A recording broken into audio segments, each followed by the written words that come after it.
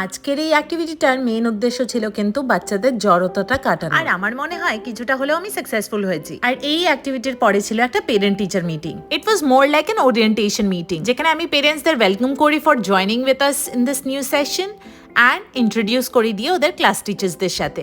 I guess টিচিংটা না অতটা rigid না হয়ে যদি একটু ফ্লেক্সিবল হতো তাহলে খুব ভালো হতো। জানো তো, আমাদের মাথায় একটা প্রিকনসিভ নোশন আছে যে এডুকেশন এইভাবেই ইম্পার্ট করা যায়, যেমন ট্রেডিশনাল চেয়ার টেবিলে বসেই পড়াশোনা করতে হবে, টিচারকে ব্ল্যাকবোর্ডটা ইউজ করতেই হবে ইত্যাদি। তো একবার ভেবে দেখো টেকনোলজি কতটা অ্যাডভান্স হয়েছে, আমরাও কতটা বদলে গেছি যুগের সাথে সাথে। কোনো কিছুই কিন্তু এখন আর পুরোনো মতে চলে না। তাহলে পড়াশোনাটাই বা কেন পুরোনো মতে হবে? আর আমাদের নিউ জেনারেশনের কিন্তু মেন্টাল ক্যাপাসিটি বলো, আউটলুক বলো, ওদের approach to different things, everything is different. তাই ওদের মনে ইন্টারেস্ট জাগাতে কিন্তু আমাদের এডুকেশন স্টাইলটাকে একটু বদলাতে হবে। নিউ জেনারেশনের পর আমরা যদি পুরোনো স্টাইলটা চাপিয়ে দিই তাহলে কিন্তু ওরা কিছুই বুঝবে না।